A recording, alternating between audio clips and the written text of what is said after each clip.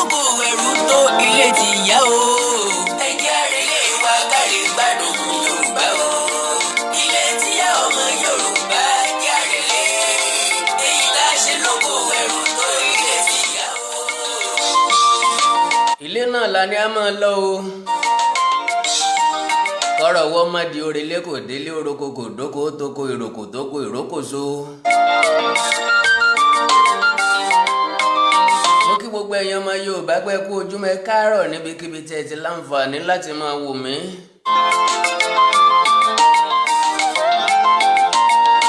kò sóhun tó dàbí òmìnira òmìnira. tá a mọ̀ ní ká sọ fúnra wa náà nìyí o pé kò sí nǹkan tó dàbí òmìnira.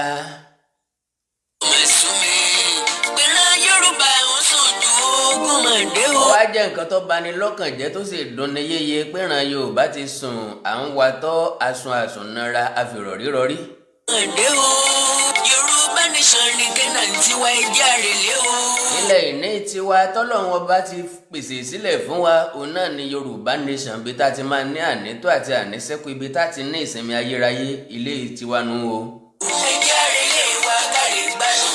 ẹ̀yà lọ́lé wa ibi tá a wà yìí ilé àyágbé lásán ni mo kí gbogbo ọmọ Yorùbá jákèjádò àgbáńláyé pé ẹ tún kú ojúmọ́ ẹ kú ojúmọ́ mọ́ ojúmọ́ ayọ̀ ojúmọ́ ìdùnnú ojúmọ́ ìfọ̀kànbalẹ̀ ojúmọ́ ìgbéga ojúmọ́ ìtẹ̀síwájú ojúmọ́ àṣeyọrí ojúmọ́ àlàáfíà ojúmọ́ ìdáǹdè ojúmọ́ òmìnira náà ni ọmọdé lè gbogbo wa lónìí níbikíbi tẹ̀tí láǹfààní láti máa wò mí pápápá ni mo wá ṣe pépèpé ni mo sì gé bí àwọn bàbá oníṣọ̀nà ọ̀rọ̀ tí ń bẹ nílẹ̀ yìí òun náà ni a fẹ́ sọ̀rọ̀ lé lórí ọ̀rọ̀ olóyè Sunday Igboho tí wọ́n wà ní orílẹ̀-èdè Republic of Benin ta nígbàgbọ́ wípé ẹ̀rín ló máa end story wa lágbára Ọlọ́run ẹ jẹ́ kí gbogbo ọmọ Yorùbá ó fi ọkàn balẹ̀ ẹ jẹ́ ká nígbàgbọ́ ẹ jẹ́ ká nírètí ẹ jẹ́ ká fi ohun gbogbo sọ́wọ́ Ọlọ́run alààyè ká dẹ̀ mọ́ gbàdúrà lóòrèkóòrè mo wá sáré correct àwọn impressions kan ni and again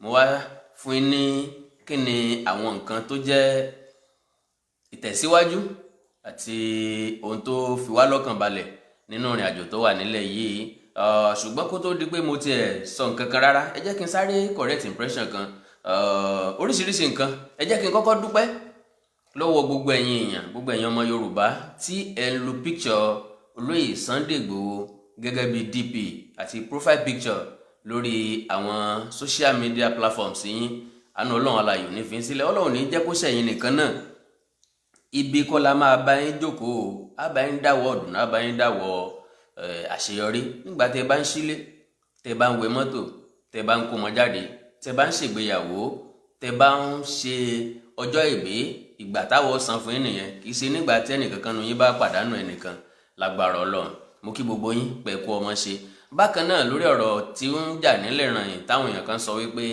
Ọláyọmí Kóìkí ó ń rẹ́rìn no ẹ má jẹ́ ká mú àtàmọ́ má àtàmọ́ ẹ fi ọmọkùnrin sílẹ̀ kò sí nǹkan tó fẹ́ mú ẹ̀rín jáde lẹ́nu ẹni nírú àkókò tá a wà yìí tẹ́ bá mọṣẹ́ tí ọmọkùnrin ń ṣe lábẹ́lẹ̀ ẹ ò ní fi nǹkan kan tako ẹ má jẹ́ ká tako ẹnì kankan ní déédéé àkókò tá a dé yìí ṣé ẹ fẹ́ sọ fún mi pé Ọláyọmí Kóìkí dùn sí nǹkan tó ń ṣẹlẹ̀ ní no because ikú tí ń pojú gbẹ ni òwe ńlá ní ń pa á fún ni kékeré mo dẹ̀ fi bá lámọrin tán kò sí fọ̀bẹ bó dànù ó súnmọ́ lóye dáadáa kò fẹ́ kí nǹkan kan ṣẹlẹ̀ sólóye lélẹ̀ tó túmọ̀ sí wípé téèyàn bá ń sunkún nígbà míì ẹ̀rín lẹ́rù pé rín so ẹ má pick nǹkan kan against Ọláyọmí Kóìkí òun náà ni mo ní kí n sáré sọ fún yín gbogbo ẹ̀yin tẹ́tí ń send oríṣiríṣi message tẹ́tí àtàkẹ́ ẹ má jẹ́ kó wáyé mọ́ mò ń bẹ̀ nínú àánú Ọlọ́run ni ìdí ni wípé iṣẹ́ ni gbogbo wa ń ṣe lábẹ́lẹ̀ tá a bá sọ̀rọ̀ iṣẹ́ ni gbogbo wa ń ṣe kò sẹ́ni tó ní ìsinmi láàrin wa ìpàdé sípàdé ìpàdé sípàdé ìpàdé sípàdé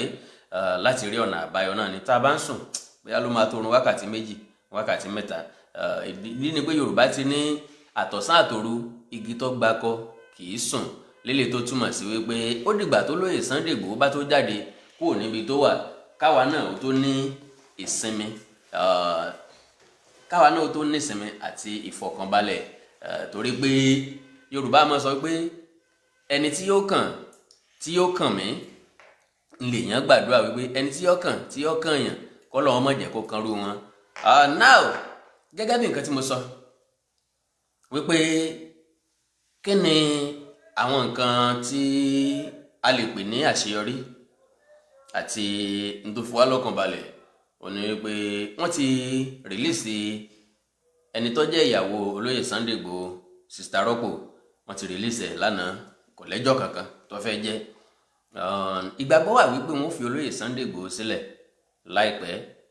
Ìgbàgbọ́ sì wà wípé wọn ò ní mú wá sí Nàìjíríà.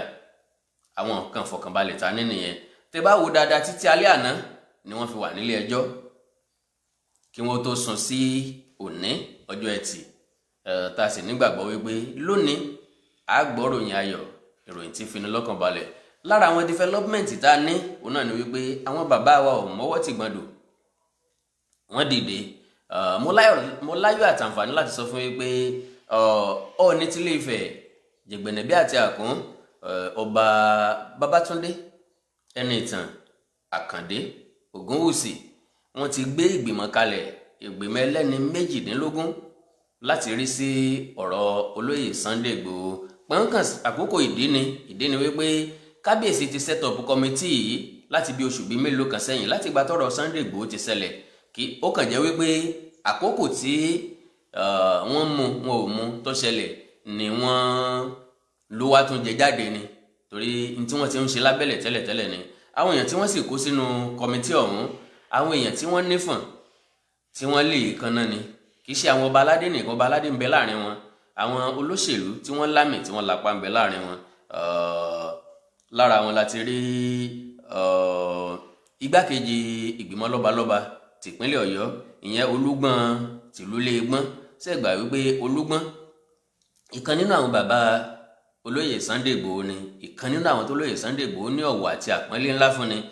Bákan náà ni èyàn ọba Olúṣọlá Àlàó, bákan náà ni sẹ́nitọ́ Bíọ́dún Olújìmí ọ̀nbẹ̀ńbẹ̀, Mrs. Tóyìn Sàràkí wà láàrin wọn, Mr. Ṣẹ́gun Awólọ́wọ̀ ọ̀nbẹ̀ láàrin wọn, ọmọọba Doyin Òkúpé wà láàrin wọn, Ọ̀túnba Gbẹ́ngà Daniel, Prince Oyèwùmí wà láàrin wọn, Múyìwá Ìgè ọmọ bàbá wa olóògbé Attorney General Jóní Bọ́lá Ìgè ó wà láàrin wọn, General Olú Òkúnlọ́wọ̀ ó wà láàrin wọn, àti bẹ́ẹ̀ bẹ́ẹ̀ lọ.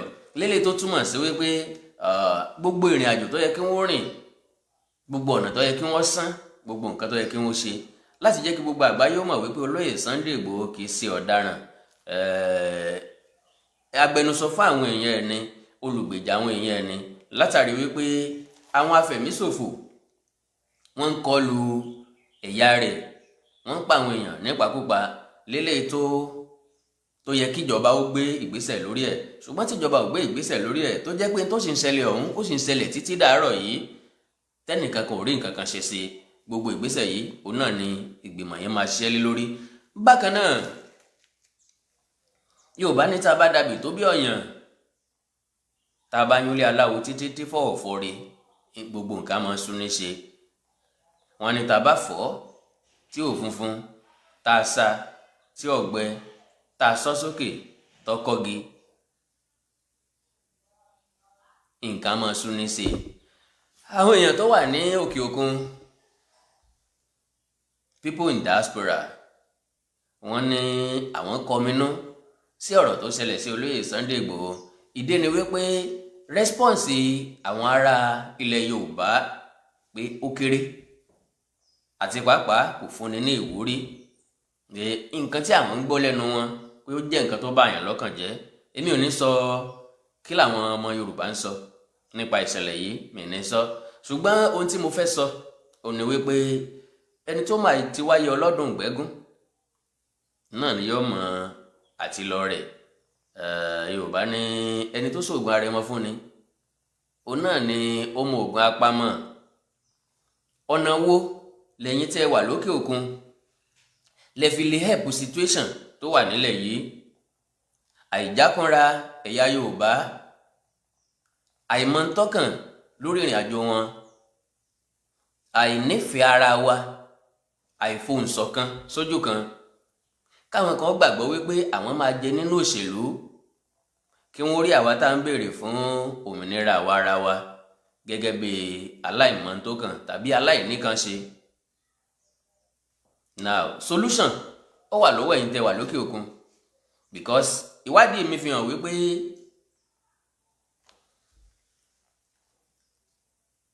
owó tí ń wọlé láti òkè òkun wá sórílẹ̀-èdè Nàìjíríà wá sílẹ̀ Yorùbá pàápàá jùlọ láàrin ọdún kan ó ju odidi bọ́jẹ̀tì orílẹ̀-èdè Nàìjíríà lọ. Lélẹ̀ tó túmọ̀ sí wípé ẹ̀yin lè ń jẹ́ kí ọrọ̀ ajé orílẹ̀-èdè Nàìjíríà ó rú gọ́gọ́ lójú wọn tí wọ́n fi lérò pé àwọn làwọn rí ṣe. Lélẹ̀ tó tún túmọ̀ sí wípé ẹ̀yin lè jẹ́ kí àwọn èèyàn kan tó yẹ kí wọ́n ṣiṣẹ́ kí wọ́n gbájúmọ́ṣẹ́ wọn. Lélẹ̀ tó túmọ̀ sí wípé ẹ̀yin tẹ́ wà lókè òkun lè jẹ́ kí àwọn èèyàn kan ó rí ìjàǹgbara ìbéèrè fún òmìnira yìí gẹ́gẹ́ bí nǹkan tọ́tọ́ sí gbogbo wa tàbí gẹ́gẹ́ bí nǹkan táwọn náà gbọ́dọ̀ kó ipa pàtàkì ńbẹ̀. Kínìdí? Wọ́n mọ̀ wípé tóṣù bá ti parí ẹ sẹ́ǹdì owó sáwọn. Wọ́n mọ̀ wípé ibi ọ̀pá wọn. Wọ́n mọ̀ wípé táwọn bá ti bímọ àwọn ránṣẹ́ pé yín páwọn fẹ́ sìnkú mọ́ láti ìgbà tán ti wà lọ́sípítù gan ló ti mọ ránṣẹ́ sí ẹ̀yin lẹ́sànwó tí wọ́n fi gbà yá àtọmọ kúrò lọ́sípítù. Ẹ̀yin lẹ́sànwó ohun tí wọ́n fi ntí ọmọ lò. Ẹ̀yin lẹ́sànwó tí wọ́n fi sìnkú mọ́ lẹ́yìn tí tọmọ bá tún dàgbà. Ẹ̀yin náà lẹ́tọ̀ọ́ máa fún wọn lówó tí wọ́n fi ra fúùdù àti bẹ́ẹ̀ bẹ́ẹ̀ lọ. Ilé tó fẹ́ ṣe freedom ọ̀dọ̀ yín ni ti ń wá. Ọmọ kan wà lọ́sípítù ọ̀dọ̀ yín ni ti ń wá.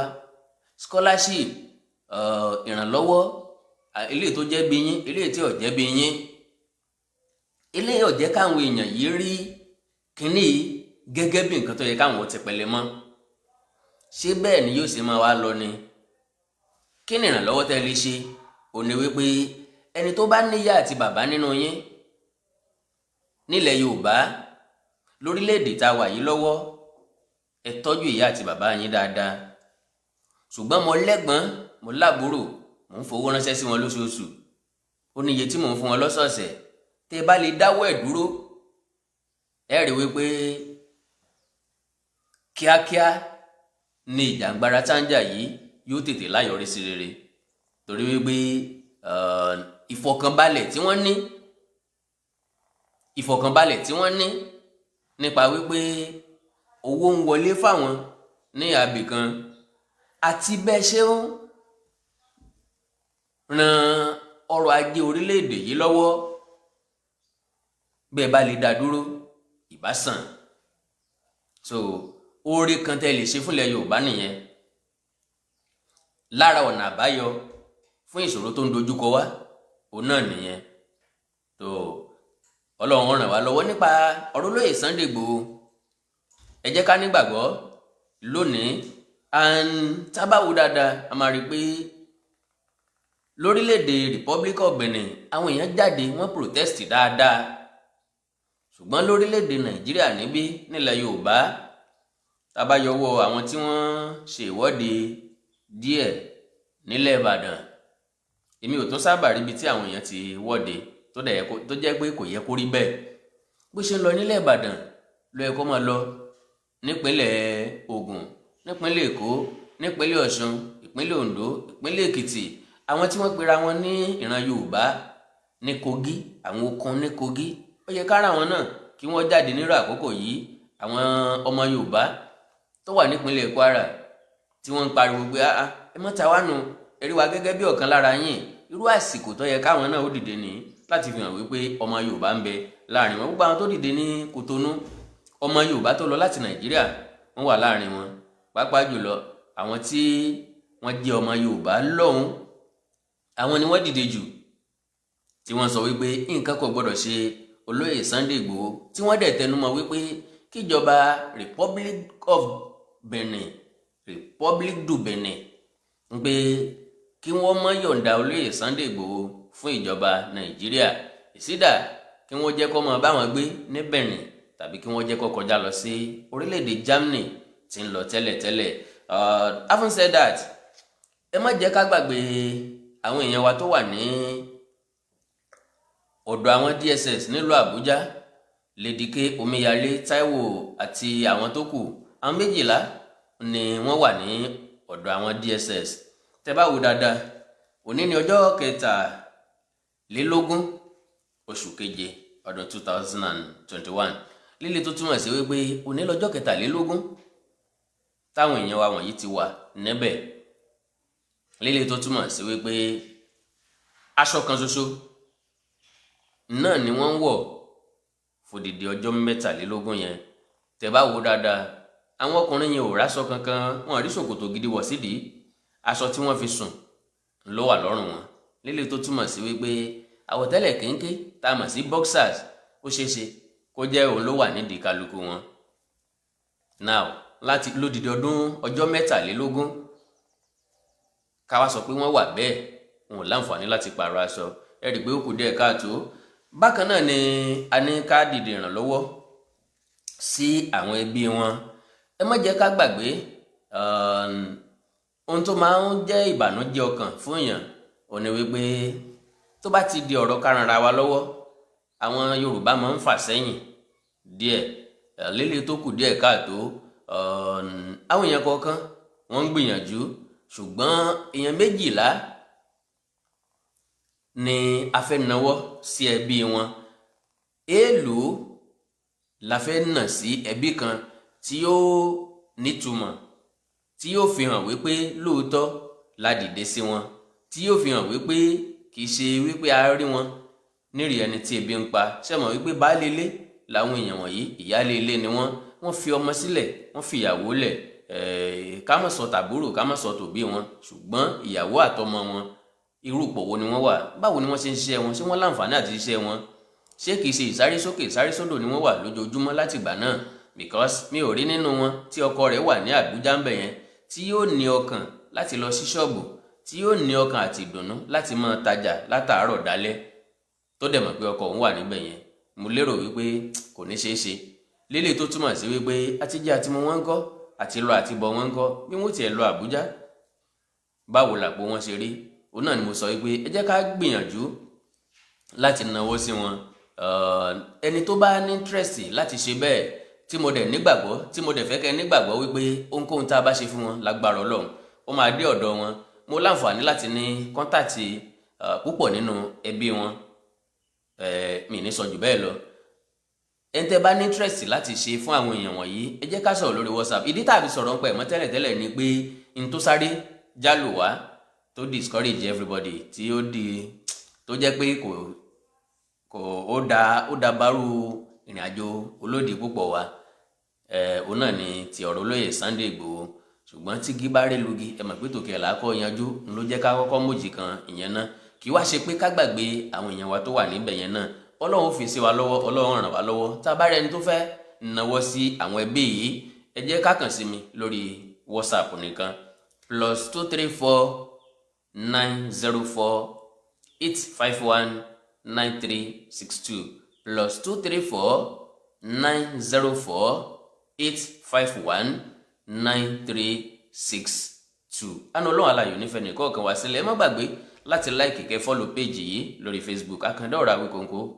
Bákan náà ni kẹ́ subscribe sí YouTube channel mi Àkàndá Ọ̀rọ̀ Awíkonko live. Ibi tá ti mọ láǹfààní láti update ara wa ní àti láti sọ ọ̀pọ̀lọpọ̀ nǹkan tí à ń sọ lórí ọ̀rọ̀ Yorùbá, ìran Yorùbá, ọ̀rọ̀ Yorùbá nation àti bẹ́ẹ̀ bẹ́ẹ̀ lọ. Àná Ọlọ́run aláyọ̀ ní fi sílẹ̀. Òní ọ̀sán wa o, onílọ́jọ́ ẹtì òní wọ̀rọ̀ wa, àkùdé òní bá wa lágbára Ọlọ́run. Gbogbo ẹ̀yin mùsùlùmí òdodo, ẹ̀kọ́ ọ̀la Jímọ̀ òní.